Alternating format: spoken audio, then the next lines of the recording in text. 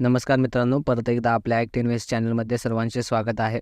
Last व्हिडिओपासून आपण option ट्रेडिंगला सुरुवात केलेली आहे. त्यामध्ये आपण ऑप्शन ट्रेडिंगच्या बेसिक गोष्टी पाहिल्या होत्या. त्यामुळे जर व्हिडिओ पाहिला नसेल तर डिस्क्रिप्शन बॉक्समध्ये लिंक आहे, तिथून तुम्ही व्हिडिओ चेक करू शकता. तर आज आपण या व्हिडिओमध्ये ऑप्शन चेनबद्दल जाणून घेणार आहोत. ऑप्शन चेनमध्ये कोणत्या कोणत्या गोष्टी बघायच्या असतात, त्याबरोबरच कॉल पुट रेशो काय असतो, हे सर्व आपण आज पाहणार आहोत. चला तर मग वेळ न घालवता व्हिडिओला सुरुवात करूया.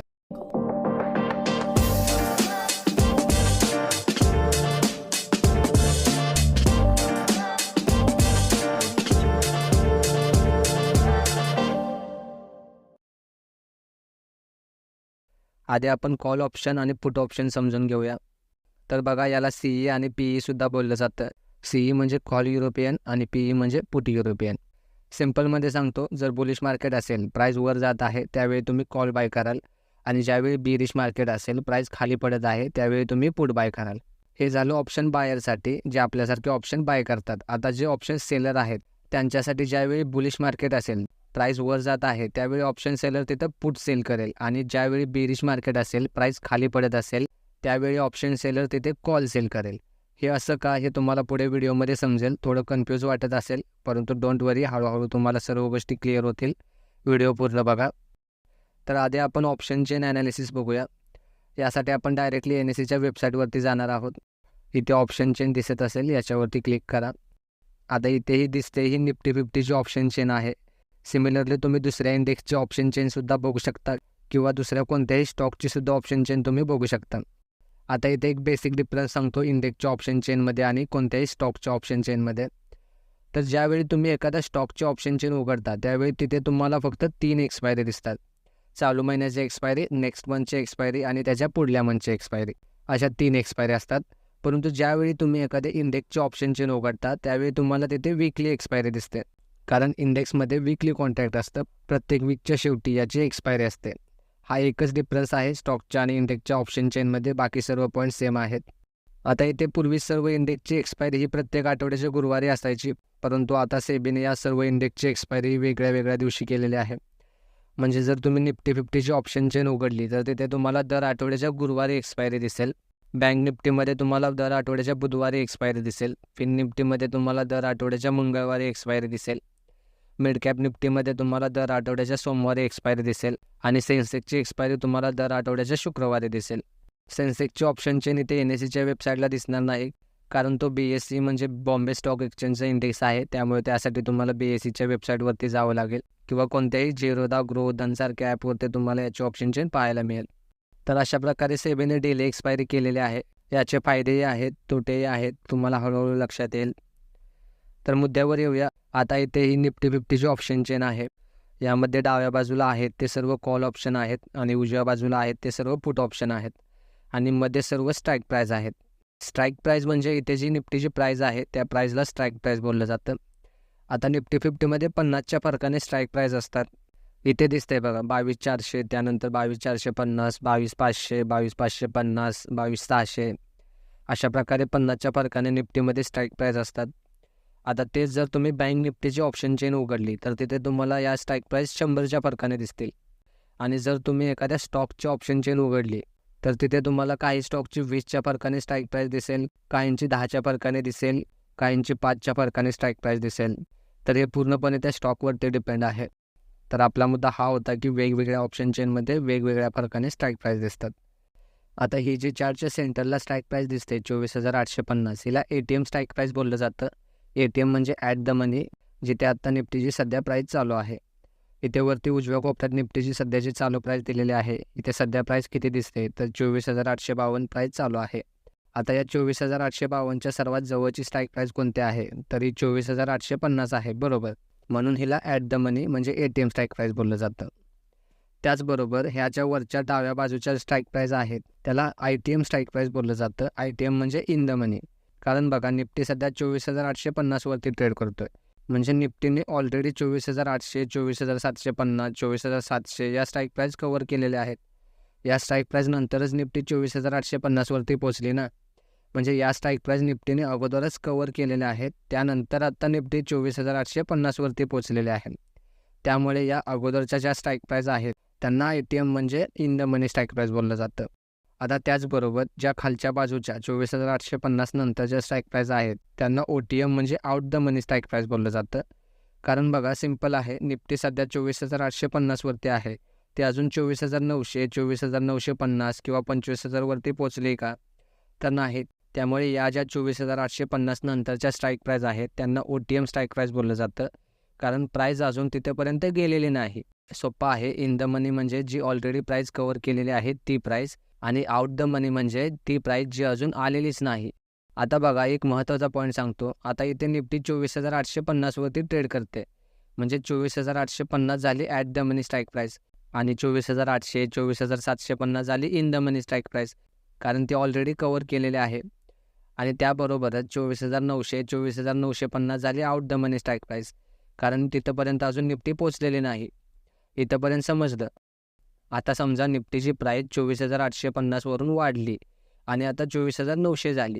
मग आता ही जी 24,900 जी आधी out the money strike price होती ती आता at the money strike price होईल, कारण निफ्टीची प्राईस आता वाढलेली आहे. ती आता 24,900 झालेली आहे. आणि 24,850 जी आधी at the money strike price होती ती आता in the money strike price होईल, कारण निफ्टीने ऑलरेडी ती प्राईस कव्हर केलेली आहे. निफ्टीची प्राईस आता तिथून पुढे आलेली आहे. समजलं? तर अशा प्रकारे जशी जशी प्राईस वाढेल तशी ATMची प्राईस ITMमध्ये जाते आणि OTMची प्राईस ATM बनते. आता त्याचबरोबर समजा निफ्टीची प्राईस वाढण्याऐवजी कमी झाली. आधी निफ्टीची प्राईस 24,850 होती, ती आता 24,800 झाली. मग आता 24,800 जी आधी in the money strike price होती ती आता at the money strike price बनेल, कारण निफ्टीची प्राईस कमी झालेली आहे. ती आता 24,800 वरती आलेली आहे. आणि 24,850 जी आधी at the money strike price होती ती आता out the money strike price बनेल. तर अशा प्रकारे प्राईस जशी जशी वाढेल किंवा कमी होईल तशा ITMमधून ATM, ATMमधून OTM किंवा OTMमधून ATM, ATMमधून ITM अशा चेंज होत राहतात. ही एकदम बेसिक गोष्ट तुम्हाला सांगितलेली आहे. इथंपर्यंत समजलं असेल. आता हे झालं कॉल साईडचं, म्हणजे इथे प्राईस वाढत होती त्यामुळे आधीच्या स्ट्राईक प्राईस इन द मनी झाल्या आणि नंतरच्या स्ट्राईक प्राईस आउट द मनी झाल्या, बरोबर. आता तेच पुट साईडमध्ये प्राईस खाली पडते, बरोबर ना. प्राईस खाली पडते त्यावेळीच आपण पुट बाय करतो ना. मग आता पुट साईडमध्ये याच्या ऑपोजिट असतं. तुमची ॲट द मनीची स्ट्राईक प्राईस सेमच राहील 24,850. आता समजा प्राईस 25,000 वरून पडत पडत 24,950, 24,900 करत करत 24,850 वरती आलेले आहे. म्हणजे 25,000, 24,950, 24,900 या स्ट्राईक प्राईस निफ्टीने ऑलरेडी कव्हर केलेल्या आहेत. त्यामुळे पुट साईडमध्ये या strike price in the money strike price होतात, कारण त्या ऑलरेडी निफ्टीने कव्हर केलेल्या आहेत. प्राईस तिथून पडत पडत खाली आलेले आहे. आता त्याबरोबरच 24,850च्या पुढच्या स्ट्राईक प्राईस म्हणजे 24,800, 24,750, 24,700 या पुट साईडमध्ये out the money strike price होतात. कारण प्राईस अजून तिथंपर्यंत पडले का? तर नाही, प्राईस अजून तिथंपर्यंत पडलेली नाही. त्यामुळे यांना out the money strike price बोललं जातं. सोपं आहे. इथे चार्टमध्ये बघा, जे ब्राऊन कलरचे बॉक्स आहेत ते इन द मनी आहेत आणि जे व्हाईट कलरचे बॉक्स आहेत ते आउट द मनी आहेत. इथंपर्यंत सर्व क्लिअर आहे. आता ऑप्शन चेनमध्ये या ATM, ITM, OTMला सोडून बाकीचा सुद्धा महत्त्वाचा डेटा आपल्याला मिळतो. आता आपण त्याविषयी बघूया. तर यामध्ये पहिला पॉईंट आहे OI. OI म्हणजे ओपन इंटरेस्ट. ओपन इंटरेस्ट म्हणजे म्हणू शकता की तिथे सेलरने किती कॉन्ट्रॅक्ट सेल केलेले आहेत. आता एक गोष्ट नेहमी लक्षात ठेवा की ऑप्शन चेन ही नेहमी ऑप्शन सेलरच्या दृष्टीने बघायची असते. आता इथे 25,000च्या स्ट्राईक प्राईसला कॉल साईडला किती ओपन इंटरेस्ट आहे? तर 2,65,120. म्हणजे इथे सेलरने 2,65,120 कॉल सेल केलेत. कॉल सेल केलेत म्हणजे काय? तर त्यांना मार्केटला 25,000च्या लेवलवरून खाली घेऊन जायचे आहे, म्हणून त्यांनी 25,000 लेवलचे कॉल सेल केलेत. तेच आता त्याच 25,000 स्ट्राईक प्राईसला पुट साईडला किती ओपन इंटरेस्ट आहे? तर 1,15,102. म्हणजे इथे ऑप्शन सेलरने 1,15,102 कॉन्ट्रॅक्ट सेल केलेत, कारण त्यांना मार्केटला 25,000च्या लेवलवरून तिथून वरती घेऊन जायचे आहे. त्यामुळे त्यांनी पुट सेल केलेत. आता यामध्ये साधी गोष्ट आहे.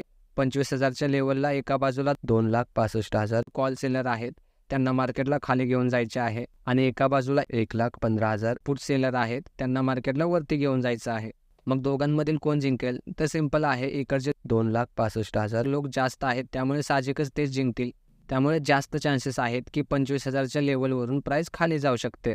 त्यामुळे चार्टमध्ये 25,000 वरून जर काही बेरिश पॅटर्न दिसत असेल तर तिथून आपण बिंदासपणे पुट बाय करू शकतो. तर अशा प्रकारे ऑप्शन चेन रीड करायची असते. हा सर्वात महत्त्वाचा पॉईंट आहे. समजलं नसेल तर व्हिडिओ परत एकदा बघा. ओपन इंटरेस्टचा यामध्ये सर्वात महत्त्वाचा रोल असतो, कारण त्यामुळे आपल्याला समजतं की कोणत्या स्ट्राईक प्राईजवरून सर्वात जास्त कॉन्ट्रॅक्ट सेल झालेले आहेत. त्यावरून आपल्याला महत्त्वाच्या लेवल्स समजतात. आता त्यानंतर यामध्ये दुसरा पॉईंट आहे चेंज इन OI, म्हणजे ओपन इंटरेस्टमध्ये किती नवीन कॉन्ट्रॅक्ट वाढले किंवा कमी झाले. यावरून सुद्धा आपल्याला महत्त्वाचा डेटा समजतो. आता समजा एखाद्या स्ट्राईक प्राईजला आपण इथेच बघूया. आता या 25,000च्या स्ट्राईक प्राईजला कॉल साईडला इथे चेंज इन OIमध्ये नवीन 2,08,000 कॉन्ट्रॅक्ट आज ॲड झालेले आहेत. म्हणजे नवीन 2,08,000 फ्रेश लोकांनी इथे कॉल सेल केलेले आहेत. म्हणजे मार्केटला खाली नेण्यामध्ये त्यांचा जास्त इंटरेस्ट आहे. आता त्याचबरोबर पुट साईडला इथे 25,000च्या स्ट्राईक प्राईजला चेंज इन OIमध्ये आज 43,720 सेलर कमी झालेले आहेत. म्हणजे त्यांचा मार्केटला वरती नेण्यामध्ये इंटरेस्ट कमी होत चाललेला आहे. समजलं? तर अशा प्रकारे चेंज इन OIमधून आपल्याला सेलरचा एखाद्या स्ट्राईक प्राईजला इंटरेस्ट कमी होतोय का वाढतोय ते समजते. त्यानंतर व्हॉल्यूम हा पॉईंट आहे. व्हॉल्यूम म्हणजे ज्यावेळी एक कॉन्ट्रॅक्ट सेल आणि बाय होतं त्यावेळी एकचा व्हॉल्यूम होतो. आता इथे 25,000च्या स्ट्राईक प्राईजला कॉल साईडला कितीचा व्हॉल्यूम आहे, तर 37,50,237 एवढा व्हॉल्यूम आहे. म्हणजे 25,000च्या स्ट्राईक प्राईजवरती 37,50,237 एवढे कॉन्ट्रॅक्ट बाय आणि सेल झाले, याचा हा अर्थ होतो. त्यानंतर IV हा पॉईंट आहे. IV म्हणजे इम्प्लाइड व्हॉलॅटिलिटी. IV हा एक ऑप्शन ग्रीक्स आहे. याच्यावरून तुम्हाला ऑप्शनमध्ये प्रीमियमची फ्युचर व्हॉलॅटिलिटी समजते. हा काही महत्त्वाचा पॉईंट नाही, त्यामुळे याला तुम्ही कन्सिडर केला नाही तरी चालेल. त्यानंतर पुढील पॉईंट आहे LTP. LTP म्हणजे लास्ट ट्रेडेड प्राईस, म्हणजे याला तुम्ही प्रीमियमची प्राईससुद्धा बोलू शकता. म्हणजे समजा तुम्हाला 24,850चा कॉल बाय करायचा आहे, तर तुम्हाला त्यासाठी 164 रुपये प्रीमियम द्यावे लागेल. सोपं आहे. त्यानंतर चेंज हा पॉईंट आहे. म्हणजे चेंज इन LTP म्हणजे कालच्यापेक्षा आज त्याच्या प्राईजमध्ये किती % चेंज झाला ते दाखवलेलं आहे. त्यानंतर पुढील 4 पॉईंट जे आहेत म्हणजे बिड क्वांटिटी, बिड प्राईज, आस्क प्राईज आणि आस्क क्वांटिटी, हे 4 पॉईंट काही आपल्यासाठी महत्त्वाचे नाहीत, त्यामुळे हे पण बघितले नाहीत तरी चालतील. या ऑप्शन चेनमध्ये आपल्याला फक्त या 4च गोष्टी कामाच्या आहेत. पहिली गोष्ट ओपन इंटरेस्ट म्हणजे किती कॉन्ट्रॅक्ट ओपन आहेत ते. त्यानंतर चेंज इन ओपन इंटरेस्ट म्हणजे ओपन इंटरेस्टमध्ये आज किती कॉन्ट्रॅक्ट कमी झाले किंवा वाढले.